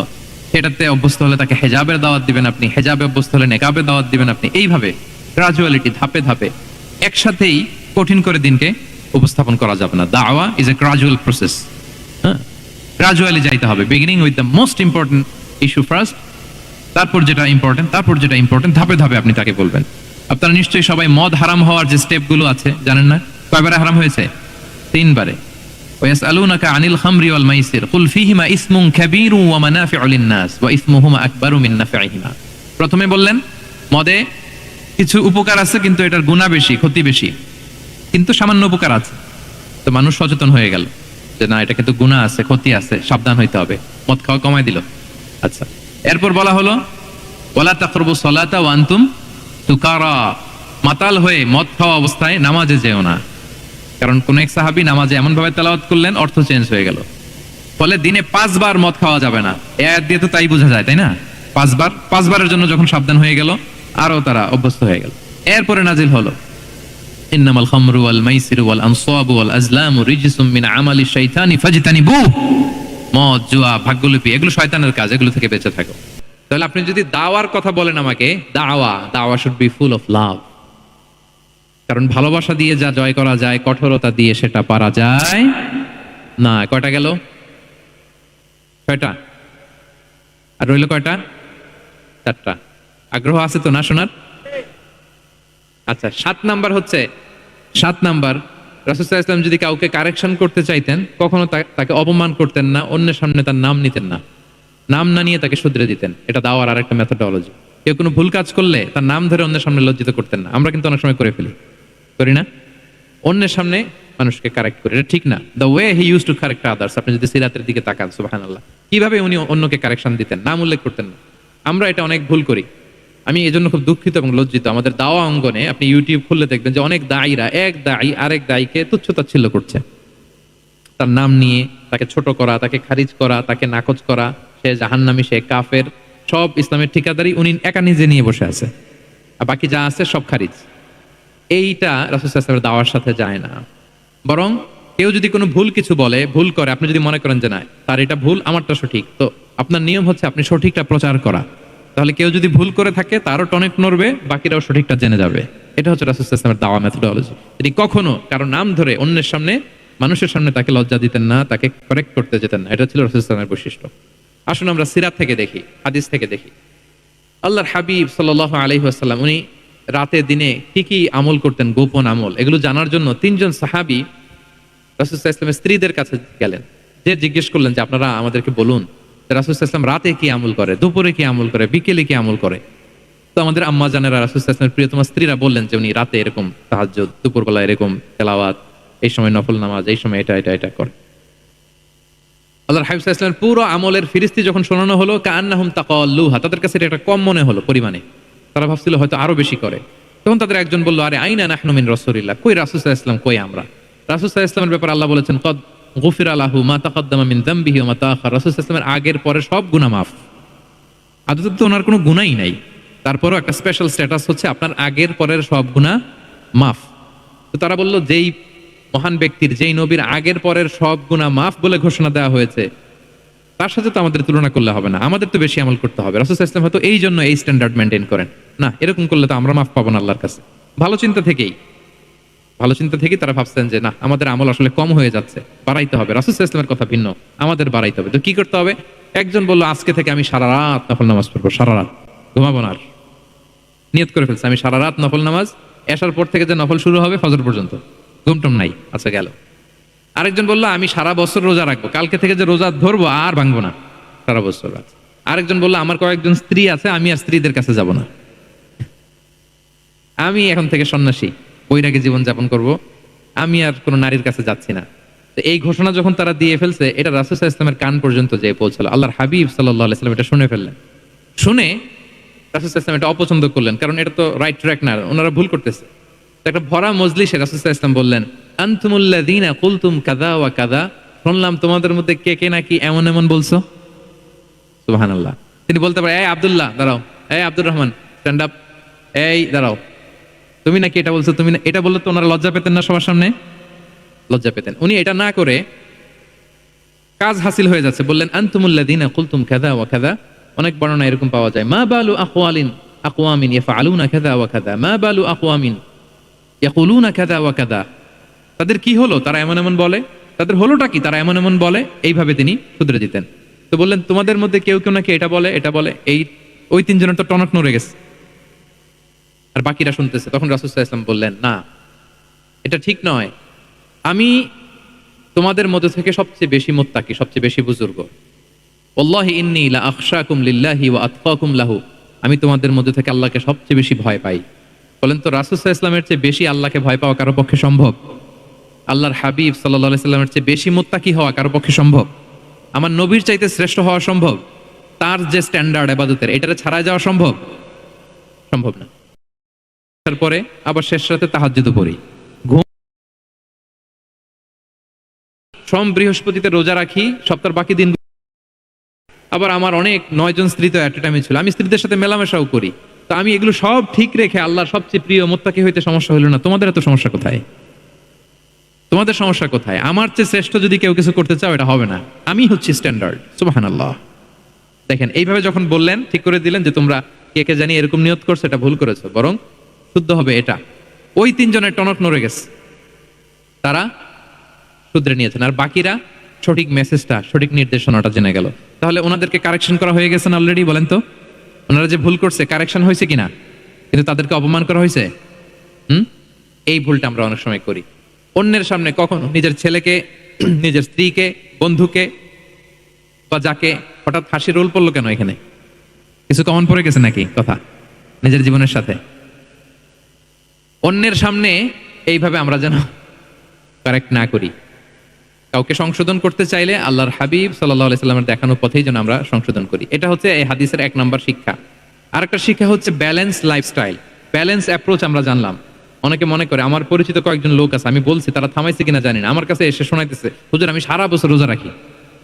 আমি বলছি, আপনার বলছে কি সারা বছর রোজা রাখতে? সারা বছর তো রোজা রাখা নিষেধ, এটাকে সওমে বিসাল বলে, এটা নিষেধ। বরং সবচেয়ে বেশি যদি কেউ রাখতে চায়, রাসূল সাল্লাল্লাহু আলাইহি ওয়াসাল্লাম বলছে, তাহলে সাওমুল্লাহি দাউদ, সিয়ামু দাউদ, দাউদ আলাইহিস সালামের রোজা, এর চেয়ে বেশি না। একদিন রাখবা, আরেকদিন ভাঙবা, একদিন রাখবা, আজকে রোজা রাখলে কালকে খাবেন, কালকে রাখবেন, এরপরের দিন রাখবেন, এরপরের দিন ভাঙবেন, এর চেয়ে বেশি রাখা যায় না। লাগাতার রোজা রাখা নিষেধ, লাগাতার 6 মাস 5 মাস সারা বছর অনেকে রোজা রাখে, এটা না জানার কারণে। তাহলে এই যে ইসলামের যে ব্যালেন্স লাইফস্টাইল, এটা আমরা জানলাম। কাউকে কিভাবে শুধরে দিতে হবে, কারেক্ট করতে হবে, কারেকশনের ওয়ে, এটা আমরা জানলাম। ইসলাম যে the combination of material and spiritual life, এইটার একটা তথ্য আমরা জানলাম, যে আপনার এই দুনিয়াও লাগবে, আপনার আখিরাতও লাগবে। আপনি সব ছেড়ে দিয়ে শুধু আল্লাহর রাস্তায় চলে গেলে ওইটা ইসলাম শেখায় নাই। ইসলাম যে আমাদেরকে ফরিয়াদ শেখায়, প্রার্থনা শেখায়, রব্বানা আতিনা ফিদ দুনিয়া হাসানা ওয়া ফিল আখিরাতি হাসানা ওয়া কিনা আযাবান নার। হে আল্লাহ, আপনি দুনিয়াতেও হাসানা দেন, আখিরাতেও হাসানা দেন। আগে চাইছি কোনটা, আখিরাত না দুনিয়া? সবাই বলেন তো, রব্বানা আতিনা ফিল আখিরাতি হাসানা ওয়া ফিদ দুনিয়া হাসানা, এরকম নাকি রব্বানা ফিদ দুনিয়া হাসানা? দেখেন, দুনিয়াটা আগে, দুনিয়াটা আগে। তো ব্যালেন্স, এই ভারসাম্য রাখাটা, আমি আলোচনা শুরুই তো করেছি ওয়াসাতিয়া, মানে ভারসাম্যপূর্ণ। ইসলামের নেচারটা হচ্ছে ব্যালেন্সড অ্যাপ্রোচ। এটা আমরা এই হাদিস থেকে শিখতে পারি। আমাদের অনেকেরই এটাতে ঘাটতি আছে, অনেক জ্ঞানী, অনেক স্কলার, অনেক তার কিছু, কিন্তু তার মধ্যে ভারসাম্য এবং পরিমিতি বোধ নাই। পরিমিতি বোধ, ভারসাম্য, ব্যালেন্স লাইফস্টাইল, এটা অনেকে অ্যাডপ্ট করতে পারে না। এইখান থেকে যারা আছে, এই সবাই এগুলো পালন করবে, আমি এটার বাইরে। দেখুন, যার সাথেই কথা বলেন তার কোনো সমস্যা, তার দোষ, তার কিভাবে সেলফ ডেভেলপমেন্ট, আত্মোন্নয়ন, আত্মশুদ্ধি, শুদ্ধাচার, এগুলো নিয়ে কথা নাই। খালি বলে এই যে কি সমস্যা রে ভাই সমাজে, জানেন সমস্যা, সমাজে সমস্যা, হুজুরদের মধ্যে সমস্যা, শুধু সমস্যা, মানে উনি সব জায়গায় সমস্যা দেখতে পায়। কিন্তু বেসিকলি আপনি যখন সমস্যা নিয়ে কথা বলবেন, সবার আগে খেয়াল করতে হবে যে ওই সমস্যায় আমি আক্রান্ত কিনা। আমরা কেন যেন অন্যকে কাট করায় দাঁড় করাতে বেশি পছন্দ করি, কিন্তু নিয়ম হচ্ছে নিজেকে বারবার কাট করায় দাঁড় করানো, যে আমি ঠিক করতেছি কিনা, আসলে আমার মধ্যে শুদ্ধাচার আছে কিনা, আমার লেনদেন ঠিক আছে কিনা, আমি আমার মধ্যে সততা আছে কিনা, do I live a decent life. এটা অনেক সময় আমরা ভুলে যাই। আমরা যা বলি সেটা যেন আগে আমরা নিজে আমল করতে পারি। আল্লাহ তৌফিক দান করুক। আল্লাহ তাআলা বলছেন, ইয়া আইয়ুহাল্লাযীনা আমানু লিমা তাকুলুনা মা লা তাফআলুন, কেন তুমি সেটা বলো যেটা তুমি করো না? কেন সেটা বলো?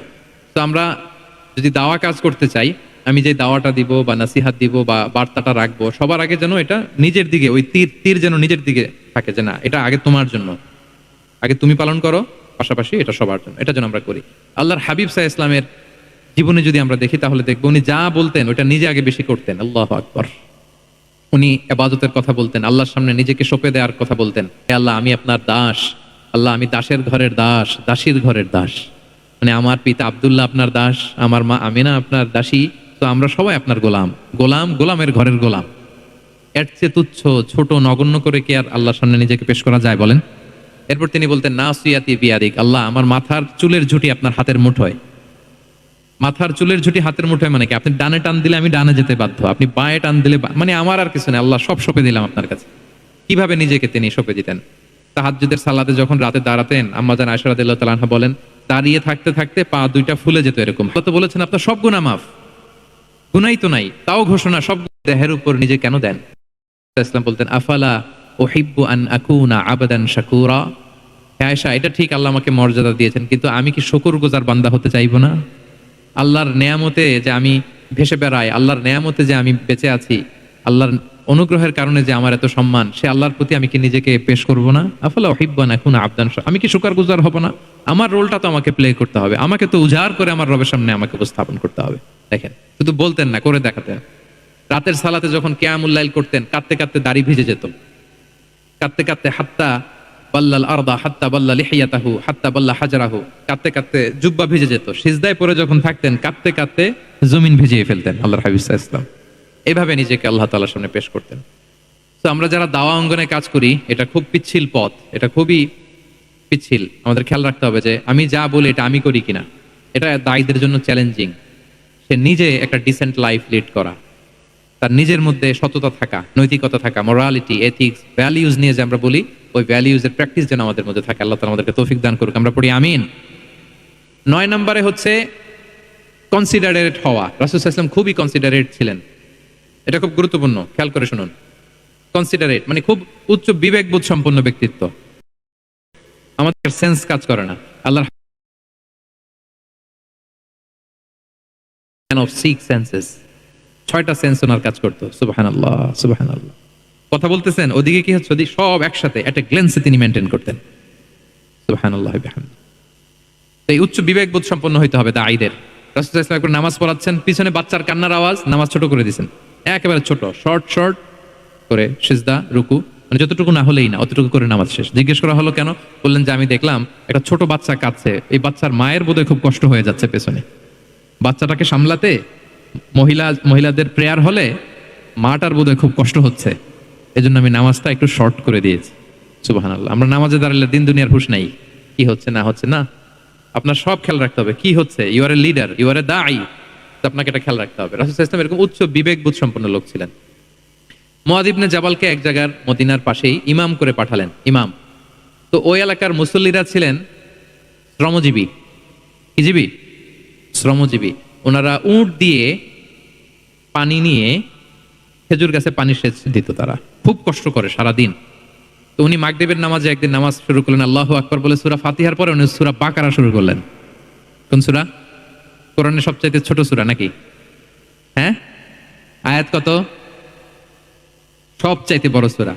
তো উনি হয়তো একটা খুব মানে চিল মুডে আছেন, একটা খুব ভালো মুডে আছেন, ইবাদতের একটা মুডে আছেন, ওনার আবেগ থেকে উনি হয়তো সূরা বাকারা শুরু করে দিয়েছেন, তেলাওয়াত করে করে মজা পাচ্ছেন, করতেছেন। কিন্তু পিছনে মুসল্লিরা হচ্ছে শ্রমজীবী, সারাদিন খেতে খামারে খেজুর বাগানে কাজ করে ওনারা নামাজ পড়তেছেন। একদল তো নামাজ ছেড়ে দিচ্ছে, ছেড়ে দিন নিজেরা নামাজ পড়ে আল্লাহর হাবিব সাল্লাল্লাহু আলাইহি ওয়াসাল্লামের কাছে যে বিচার দিলেন যে রাসূলুল্লাহ দেখেন এমন একজনকে ইমাম হিসেবে পাঠালেন, উনি মাগরিবের নামাজ শুরু করছে সূরা বাকারা দিয়ে। আমরা হচ্ছে শ্রমজীবী মানুষ, আমরা কি পারি এত সময় দাঁড়িয়ে থাকতে? রাসূল সাল্লাল্লাহু আলাইহি ওয়াসাল্লাম খুব রেগে গেলেন, খুব। মুআয ইবনে জাবাল রাদিয়াল্লাহু তাআলা আনহুকে ডেকে পাঠালেন। ডেকে কি শব্দ ইউজ করতে জানেন? উনি বললেন আফাত্তানুন আনতা ইয়া মুআয। ফাত্তান মানে ফিতনাবাজ। হে মুআয, তুমি কি সমাজে ফিতনা ছড়াচ্ছ? তোমাকে পাঠালাম সেখানকার ইউনিটি ধরে রাখতে, ইমাম হয়ে নামাজ পড়াবা, তালিম দিবা। আফাত্তান আনতা ইয়া মুআয, তুমি ফিতনা ছড়াচ্ছ? তুমি কেন সাব্বিহ ইসমা রাব্বিকাল আলা তোমার মুখস্থ নাই? ওয়াশ-শামসি ওয়া দুহাহা মুখস্থ নাই? হাদিসে এই দুটো সূরার কথা, যে এই সাইজের সূরাগুলো পারো না, তুমি এগুলো দিয়ে নামাজ পড়াবা যাতে ওদের কষ্ট না হয়। ওরা তো শ্রমজীবী সাহাবী, ওদের দিকে তো তোমার খেয়াল রাখতে হবে, কনসিডারেট হতে হবে। সুবহানাল্লাহি বিহামদি। দেখেন রাসূল সাল্লাল্লাহু আলাইহি ওয়াসাল্লাম ইমামকে এনে শাসন করলেন, বুঝিয়ে বললেন যে না, তোমাকে ছোট ছোট সূরায় নামাজ পড়াতে হবে যাতে করে কষ্ট না হয়। এবং রাসূল সাল্লাল্লাহু আলাইহি ওয়াসাল্লাম কাউকে কোনো দায়িত্ব দিয়ে কাজে পাঠালে ওনার বিখ্যাত একটা বাণী তিনি বলে দিতেন। আমার ভেরিফাইড যে ফেসবুক পেজের কভার ফটোতে দেখবেন এই হাদিসটা দেয়া। সেটা হচ্ছে তিনি কাউকে কোনো দায়িত্ব দিয়ে পাঠালে তিনি বলতেন বাশিরু ওয়ালা তুনাফিরু ইয়াসসিরু ওয়ালা তুআসসিরু, মানে তোমরা মানুষকে সুসংবাদ দিও, মানুষকে দিন থেকে ভাগিও না, দিনকে সহজ করে উপস্থাপন করো, দিনকে জটিল করে মানুষের সামনে উপস্থাপন করো না। আমরা এটা ভুল করি, এত কঠিন ভাবে উপস্থাপন করি, ভাবে যে কঠিন করে উপস্থাপন করতে পারলেই বোধহয় ওনার ক্রেডিট, এরকম একটা মানসিকতা অনেকের আছে। কোন মুফতি যদি এমন কোন ফতোয়া দেয় যেটা সমাজের অধিকাংশ মুসলিম চেষ্টা করেও মানতে পারতেছে না, কঠিন হয়ে যাচ্ছে, তার মানে something is missing in the fatwa, something is missing in the legal opinion, and the mufti should revise the issue again and again. তাকে আরো মুফতিদের সাথে রিভাইজ করতে হবে, আরো কিভাবে জীবন ঘনিষ্ঠ করে মাসালাটা দেওয়া যায়, তাকে এটা ভাবতে হবে। কারণ আল্লাহ দিনের মধ্যে জটিলতা রাখেননি, কাঠিন্যতা রাখেননি। আমরা দিনকে কঠিনভাবে মানুষের কাছে উপস্থাপন করি, মানুষকে ভয় দেখাই, আমরা হতাশ করি, দিন থেকে ভাগাই। রাসূল সাল্লাল্লাহু আলাইহি ওয়াসাল্লাম বলেছেন খবরদার দিন থেকে ভাগিও না, সহজ করে মানুষের কাছে উপস্থাপন করো, দিনকে জটিল করে মানুষের কাছে উপস্থাপন করবে না। তো তাহলে কনসিডারেট ছিলেন রাসূল সাল্লাল্লাহু আলাইহি ওয়াসাল্লাম, খুব উচ্চ বিবেক বোধ সম্পন্ন ব্যক্তি ছিলেন। একবার মাগরিবের সালাতে অথবা এশার সালাতে হাদিসে এসেছে যে ইহদা সালাতাইল ইশা, মানে মাগরিব অথবা এশায় হাসান হুসাইন রাদিয়াল্লাহু তাআলা আনহুকে নিয়ে তিনি নামাজে গেলেন।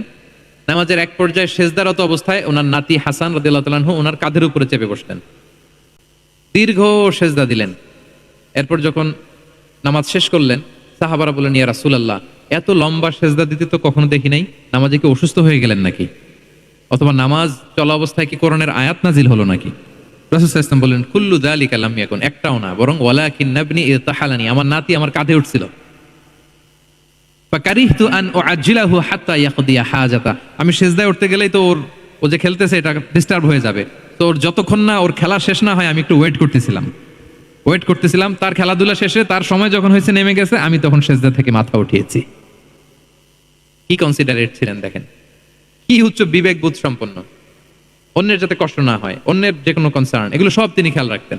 তো দাঈদের এরকম সিক্স সেন্সের অধিকারী হওয়ার চেষ্টা করতে হবে। আল্লাহ তাআলা আমাদেরকে তৌফিক দান করুক। কয়টা গেল? 9টা। আর একটা সর্বশেষ, এটা খুব গুরুত্বপূর্ণ, আপনাদের সাথে খুবই রিলেভেন্ট, মনোযোগ দিয়ে শুনুন। সেটা হচ্ছে প্রপার টাইমিং ফর দাওয়া। দাওয়ার জন্য টাইমিংটা খুব গুরুত্বপূর্ণ। টাইমিং এর প্রপার টাইমে যদি দেন, ওটা ক্লিক করবে, ওটা স্পার্ক করবে। আর যদি সময় মতো না হয়, ওটা কাজ করবে না।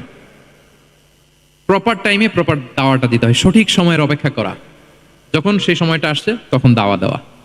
বুঝতে পেরেছেন না ব্যাপারটা? একটা ছোট উদাহরণ দেই। এক ইহুদি কিশোর রাসূল সাল্লাল্লাহু আলাইহি ওয়াসাল্লামের খেদমত করতো। ইহুদি কিশোর, কোন ধর্মের কিশোর বলেন তো?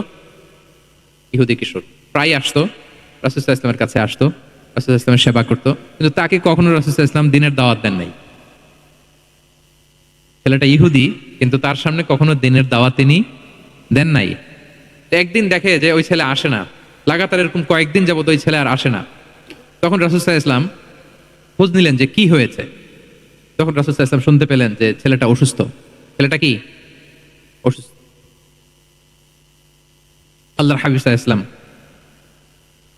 তার বাসায় গেলেন, যে দেখলেন যে বিছানায় পড়ে আছে ছেলেটা। আল্লাহর হাবিব সাল্লাল্লাহু আলাইহি ওয়াসাল্লাম গেলেন, যে দেখলেন যে ইহুদি ছেলেটা বিছানায় পড়ে কাতরাচ্ছে, পাশে ছেলেটার বাবা। রাসূল সাল্লাল্লাহু আলাইহি ওয়াসাল্লাম তার মাথায় হাত বুলিয়ে দিলেন, তার খোঁজ খবর নিলেন। এবার রাসূল সাল্লাল্লাহু আলাইহি ওয়াসাল্লাম বললেন, আসলিম, মানে ইসলাম ধর্ম গ্রহণ করো। ফানাযারা ইলা ওয়াজহি আবি, ইহুদি ছেলেটা তার বাবার চেহারার দিকে তাকালো, যে দেখি আব্বা কি বলে। বাবা যেহেতু দাঁড়ায় আছে, ফানাযারা ইলা ওয়াজহি আবি, বাবার চেহারার দিকে মুমূর্ষ ছেলেটা বাবার চেহারার দিকে তাকালো। তো বাবা বলল, আতি আবুল কাসিম, মানে আবুল কাসিম যা বলে তাই শোনো। রাসূল সাল্লাল্লাহু আলাইহি ওয়াসাল্লামের বড় ছেলের নাম ছিল কাসিম, বলে ওনাকে আবুল কাসিম বলে মদিনাতে ডাকা হতো। আমাদেরও তো বড় ছেলে বা বড় মেয়ের নাম ধরে ডাকে না? ধরেন যে আপনার বড় ছেলের নাম আব্দুল্লাহ, তো আপনারা বলে আব্দুল্লাহর বাবা। রাসূল সাল্লাল্লাহু আলাইহি ওয়াসাল্লামকে মদিনায় বলা হতো কাসিমের বাবা। তো ছেলেটা যখন বাবার চেহারার দিকে তাকালো, বাবা বলল, আতি আবুল কাসিম, তুমি আবুল কাসিমের অনুসরণ করো, যা বলে তাই শোনো। ছেলেটা তখন পড়তে আরম্ভ করলো, আশহাদু আল্লা ইলাহা ইল্লাল্লাহ ওয়া আশহাদু আন্না মুহাম্মাদুর রাসূলুল্লাহ, মানে মুসলিম হয়ে গেল। রাসূল সাল্লাল্লাহু আলাইহি ওয়াসাল্লাম ইহুদিদের ঘর থেকে বের হয়ে আসলেন আর বললেন, আলহামদুলিল্লাহিল্লাযী আনকাযাহু মিনান নার, বুখারীর বর্ণনা। প্রশংসা সেই আল্লাহর, যে আল্লাহ এই ছেলেটিকে জাহান্নাম থেকে মুক্তি দিয়ে জান্নাতি বানিয়ে নিল। দেখেন, রাসূল সাল্লাল্লাহু আলাইহি ওয়াসাল্লাম একটা প্রপার টাইমিং এর অপেক্ষা করতেছিলেন। এতদিন রাসূল সাল্লাল্লাহু আলাইহি ওয়াসাল্লামের ঘরে যে ইহুদি কিশোর খেদমত করে, কাজ করে দিয়ে আসে, একদিনও দাওয়াত দেন। রাসূল সাল্লাল্লাহু আলাইহি ওয়াসাল্লাম একটা ভালো সময় খুঁজতেছিলেন। শুরুতেই যদি দাওয়াত দেয়, ওই ছেলে আশাই বন্ধ করবে, ভাববে খাইছে, আমার তো ধর্মান্তরিত করতে চায়। ঠিক কিনা বলেন? যে আমার একটা ফেইথ আছে, সে তো আমার ফেইথ কেড়ে নিতে চায়, বা তার বাবাও ভয় পাবে। রাসূল সাল্লাল্লাহু আলাইহি ওয়াসাল্লাম যখন অনেকদিন তার সাথে মিশলেন, রাসূল সাল্লাল্লাহু আলাইহি ওয়াসাল্লামের ব্যক্তিত্ব, রাসূল সাল্লাল্লাহু আলাইহি ওয়াসাল্লামের কথাবার্তা, আচরণ, মানসিকতা সব দেখে যখন এই ইহুদি ছেলে, তার বাবা ইমপ্রেসড, এবং ছেলেটা শুয়ে আছে বিছানায় মুমূর্ষ, এই প্রপার একটা টাইমিং এর অপেক্ষা রাসূল সাল্লাল্লাহু আলাইহি ওয়াসাল্লাম ছিলেন। যখনই সেই সময়টা এসেছে, রাসূল সাল্লাল্লাহু আলাইহি ওয়াসাল্লাম দাওয়াত দিলেন, মুহূর্তের মধ্যে ক্লিক। আল্লাহু আকবার। এই প্রপার টাইমিং এর অপেক্ষা আমাদেরকে করতে হবে। এই সুযোগটা কিন্তু আপনাদের আছে। আমি শুরুতেই বলেছি যে ডক্টর যারা, তাদের কাছে মানুষ কখন আসে? সুদিনকালে না দুর্দিনকালে? বলেন, তার বিপদ এর চেয়ে বড় বিপদ নাই। ক্যান্সার নিয়ে আসছে, ডায়াবেটিক্স নিয়ে আসছে, অসুস্থ, অসহায়, মানে ভাবখানা এমন, আপনি ছাড়া তার আর কোনো গতি নাই। ঠিক কিনা বলেন? এই প্রপার টাইমে যখন আপনি মনে করবেন যে now it's high time to give দাওয়া, জাস্ট ডু ইট। যখন মনে করবেন যে না, এখন একটা সুন্দর সময়, এখন বললে এটা কাজে দিবে, ওই সময়টাকে আপনি কাজে লাগান। তাহলে দাওয়া মেথোডোলজি সর্বশেষ পয়েন্ট হচ্ছে প্রপার টাইমিং ফর দাওয়া। যখন দাওয়া দিলে কাজে লাগবে, ঠিক তখন দিতে হবে। কি পারা যাবে তো ইনশাআল্লাহ? আল্লাহ তাআলা আমাদের সবাইকে তৌফিক দান করুক। তাহলে প্রিয় ভাইয়েরা, আমি একটু রিভাইজ করি আপনাদের সাথে কি কি নিয়ে কথা বললাম। প্রথমে আমরা বলেছি যে আমাদের মধ্যমপন্থী হইতে হবে, বাড়াবাড়িও করা যাবে না, ছাড়াছাড়িও করা যাবে না। আমরা কোথায় থাকবো? মাঝামাঝি, মাঝামাঝি। এরপরে আমরা বললাম ওরাল দাওয়ার চেয়ে প্র্যাকটিক্যাল দাওয়া, লিভিং দায়ী হইতে পারলে ওটার ইফেক্ট অনেক বেশি। এরপর আমরা আল্লাহর হাবিব সাল্লাল্লাহু আলাইহি ওয়াসাল্লামের সিরা এবং সুন্নাহ থেকে 10টা মেথোডোলজি, দাওয়া মেথোডোলজি আলোচনা করেছি। তার প্রথমটা ছিল ভেরি সফট এন্ড মাইল্ড, দাওয়া ল্যাঙ্গুয়েজটা সফট এন্ড মাইল্ড হতে হবে। 2 নাম্বার কোশ্চেন থ্রো করতে হবে অ্যাটেনশন ড্র করার জন্য। 3 নম্বরে visual explanation to make the দাওয়া মোর ইফেক্টিভ এন্ড প্রোডাক্টিভ। তারপরে 4 নাম্বার গ্রাজুয়ালিটি, ধীরে ধীরে ধাপে ধাপে, একবারে সব চাপিয়ে দেওয়া যাবে না। 5 নম্বরে ইমোশনাল ইন্টেলিজেন্স ইউজ করতে হবে। 6 নম্বরে ফুল অফ লাভ, দাওয়া should be full of love. 7 নম্বরে কাউকে শুধরে দিতে চাইলে লজ্জা দিয়ে অন্যের সামনে শুধরে দিতে দেওয়া যাবে না, রাসূল সাল্লাল্লাহু আলাইহি ওয়াসাল্লাম যেভাবে শিখিয়েছেন ওইভাবে কারেক্ট করতে হবে। 8 নম্বরে দাওয়া should be applied in yourself, আগে নিজের মধ্যে। 9 নম্বরে কনসিডারেট হইতে হবে, উচ্চ বিবেকবোধ সম্পন্ন। আচ্ছা, 10 নম্বরে প্রপার টাইমিং, ঝোপ্প যে কোপ, বাংলা একটা কথা বলে না, কি বলে? ঝোপ্প যে, তার মানে সময় মতো, সময়ের 1/4, অসময়ের সময় মতো। যখন আপনি মনে করবেন it's high time to give দাওয়া, ডু ইট, এটা করেন। এইভাবে আল্লাহ রাসূল সাল্লাল্লাহু আলাইহি সাল্লামের দাওয়া মেথোডোলজি ফলো করে যদি আমরা দাওয়া কাজ করি, দাওয়াটা প্রোডাক্টিভ হবে এবং খুব ইফেক্টিভ হবে। আশা করি আল্লাহর হাবিব সাল্লাল্লাহু আলাইহি সাল্লামের এই যে দাওয়া মেথোডোলজি এবং এটা কিভাবে আমাদের সাথে রেলেভেন্ট হতে পারে, কিভাবে এটাকে আমরা ইফেক্টিভ করতে পারি আর প্রোডাক্টিভ করতে পারি, এই ব্যাপারে আপনারা একটা মোটামুটি ধারণা পেয়েছেন। কি বলেন? ধারণা পেয়েছেন তো? এগুলো অ্যাপ্লাই করবেন তো সময় মতো ইনশাআল্লাহ। আল্লাহ তাআলা আমাদের সবাইকে কথাগুলো বুঝার ও আমল করার তৌফিক দান করুক। আমি আবারও মেডিকেল দাওয়া সোসাইটিকে ধন্যবাদ জানাই। ইনশাআল্লাহ পরবর্তীতে আরো যদি এরকম কোনো প্রোগ্রাম হয়, সুযোগ হলে আমরা আবারও অ্যাটেন্ড করব, আবারও কথা বলবো, আবারও আমরা দাওয়ার বিভিন্ন খুঁটিনাটি বিষয় নিয়ে হাতে কলমে দেখার এবং শেখার চেষ্টা করবো ইনশাআল্লাহ। সম্মানিত সুধী, এখানে আমি শুনেছি আমাদের সত্যায়নের একটা স্টল এসেছে, যেখান থেকে আমার রিসেন্টলি এবছরের একটা বই এসেছে, এক নজরে কোরআন। কোরআনের 114 সূরার সার নির্যাস আমরা তুলে ধরার চেষ্টা করেছি। বইটা এখান থেকে কেনা যাবে না, ওনারা জাস্ট দেখানোর জন্য 10টা কপি এনেছে। আপনারা শুরুতে যেই যদি 10 জন কিনে ফেলেন তাহলে বাকিরা বঞ্চিত হবে। এজন্য আমি ওদেরকে বলে দিয়েছি বিক্রি করবা না, বিক্রি করা যাবে না, কারণ হাজার হাজার লক্ষ লক্ষ মানুষ প্রি অর্ডার করে রেখেছে, ওগুলো সাপ্লাই দিতেই পাবলিশারদের অবস্থা খারাপ। আমি চাইবো যে আপনারা বইটা একটু ধরে নেড়ে চেড়ে দেখে যাবেন যে আমরা কি করেছি আপনাদের জন্য। কোরআনের 114টা সূরার সারমর্ম জিস্ট আমরা খুব সহজে নিয়ে আসার চেষ্টা করেছি। আশা করি পরবর্তীতে যদি কালেক্ট করেন আপনারা উপকৃত হবেন ইনশাআল্লাহ। যতগুলো কথা বললাম সবগুলো কথা আল্লাহ তাআলা প্রথমে আমাকে আমল করার তৌফিক দান করুক এবং আপনাদের সবাইকে আমল করার তৌফিক দান করুক। আল্লাহ তাআলা আপনাদের সবাইকে ভালো রাখুন, সুস্থ রাখুন, ঈমানের সাথে রাখুন। আমি আপনাদের জন্য প্রাণ ভরে দোয়া করছি এবং সবার কাছে দোয়া চেয়ে শেষ করছি। হাযা মা ইনদি ওয়াল ইলমু ইনদাল্লাহি আলাইহি তাওয়াক্কালতু ওয়া ইলাইহি উনীব। আসসালামু আলাইকুম ওয়া রাহমাতুল্লাহি ওয়া বারাকাতুহু।